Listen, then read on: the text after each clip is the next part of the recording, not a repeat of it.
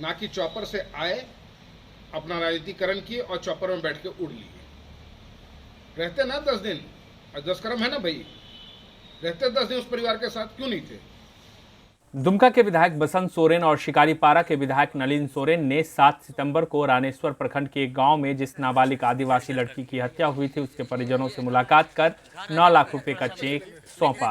पूर्व में इस परिवार को जिला प्रशासन ने भी 1 लाख रुपए का चेक सौंपा था। इससे पहले बसंत सोरेन दुमका के अंकिता सिंह, जिसकी हत्या पिछले दिनों कर दी गई थी, उनके परिजनों से भी मुलाकात की। दुमका के विधायक बसंत सोरेन ने कहा कि दोनों घटनाओं की जितनी निंदा की जाए कम है। सरकार दोनों मृतका के परिजनों के साथ खड़ी है। अब तक दोनों परिवारों को 10 लाख रुपए की सहायता दी गई है। ऐसी घटनाएं भविष्य में ना हो, इसके लिए वो डीआईजी और डीसी और एसपी के साथ बैठक करेंगे। बसंत सोरेन बीजेपी के नेताओं पर भी जमकर बरसे। उन्होंने कहा कि बीजेपी लाश पर राजनीति करती है। कोई अपने परिवार का सदस्य खोया है, ये समय राजनीति करने की नहीं है, सहानुभूति जताने की है। गोड्डा सांसद निशिकांत दुबे पर तंज कसते हुए उन्होंने कहा कि वे दिल्ली से चॉपर पर सवार होकर आए, अनर्गल बयानबाजी कर उसी चॉपर से वापस दिल्ली लौट गए। अगर उनको इतनी ही हमदर्दी थी तो वो यहाँ 10 दिन रुक कर देखते। भाजपा नेताओं को उन्होंने निचले दर्जे का नेता बताया। जेएमएम विधायक बसंत सोरेन ने आगे कहा कि किसी के घर में मौत हुई है, उसमें वे लोग जाकर घटिया राजनीति। अपने भाई और मुख्यमंत्री हेमंत सोरेन के ऑफिस ऑफ प्रॉफिट मामले पर फैसले में देरी को लेकर उन्होंने राजभवन पर भी सवाल खड़े किए। उन्होंने कहा कि चुनाव आयोग के द्वारा जो भी पत्र आया है उसे अब तक सार्वजनिक क्यों नहीं किया गया। इस तरह की परिस्थितियों से हॉर्स ट्रेडिंग को बढ़ावा मिलता है।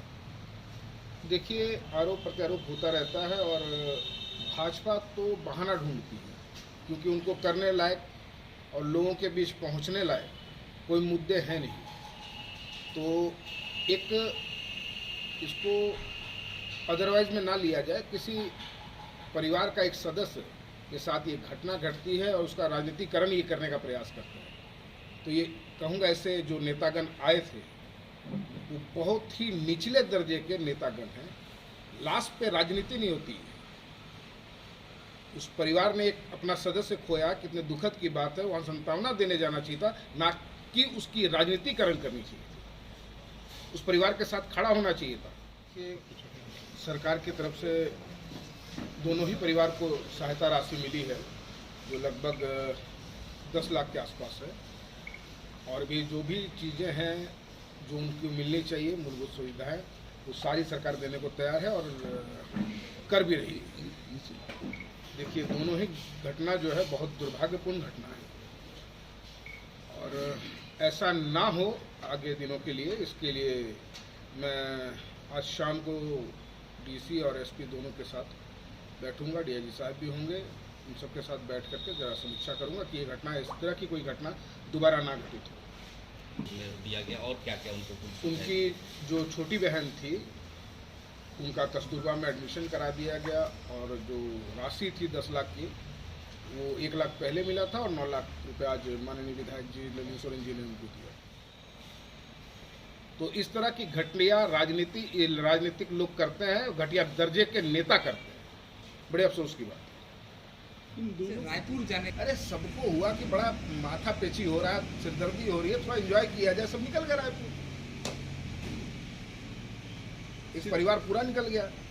सिर्फ घूमना फिरना और कोई राजनीतिक मकसद नहीं। कोई राजनीतिक मकसद, क्या मकसद होना है? नहीं, लेकिन ये गठबंधन पूरा परिवार है, पूरा परिवार डिसाइड किया कि थोड़ा सा रिफ्रेश हुआ जाए तो सब चल दिए। नहीं, लेकिन कुछ विधायक अब उनको रिफ्रेश नहीं होना था, यही रिफ्रेश हो रहे थे तो यही हो गए। कहीं ऐसा तो नहीं है जिनके ऊपर आपको शक था कि ये टूट जाएंगे? ना, कोई शक नहीं। अगर ऐसा कुछ हो रहा होता तो विधायक कहीं और खेमे में नजर आता। सरकार किसी को बचाती नहीं है, और बचाना किसको है?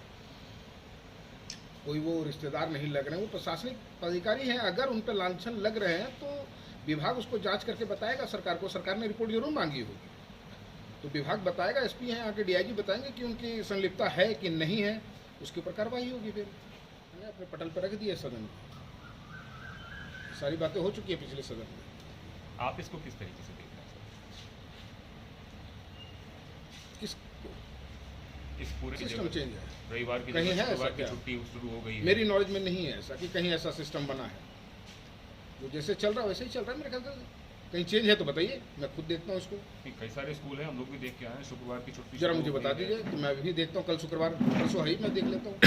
ढाका स्कूल है वहाँ भी शुक्रवार की छुट्टी हो ढाका गई। कहाँ बाकायदा है? मिड डे स्कूल में जो ढाका स्कूल कहाँ पे है? में जो शिकारी पड़ा है तो वहाँ के विधायक बता पाएंगे ना आपको बेहतर कि वहाँ है। अब दुमका की बात कीजिए ना। आप तो मुख्यमंत्री के भाई हैं, सब पूरा अजीब स्कूल- बात है, मुख्यमंत्री के भाई की हैसियत से मुझसे बात कर रहे हैं या दुमका विधायक की हैसियत से मुझसे बात कर रहे हैं, ये पहले क्लियर कर लीजिए। नहीं, दुमका स्कूल शहर की भी बात करूँ, कुम्हारपाड़ा भी स्कूल है, वहाँ पे उर्दू स्कूल है, शुक्रवार की छुट्टी शुरू हो मैं गई। देखता हूँ उस कुमारपाड़ा की बात कर, वही तो मैंने कहा कि जगह मुझे बताइए ना। हमें कुम्हारपाड़ा की बात ठीक है, मैं कल देखता हूँ परसों उसको छुट्टी है या नहीं, पता करता हूँ कहाँ ऐसे कहने का कहाँ। मतलब संथाल परगना में बांग्लादेशी घुसपैठी को लेकर के एक उन्होंने भी बयान हमको दिया ऐसा है, कोई तो ऐसा- आदमी बताइए जो बांग्लादेश से यहाँ आके बसा हो।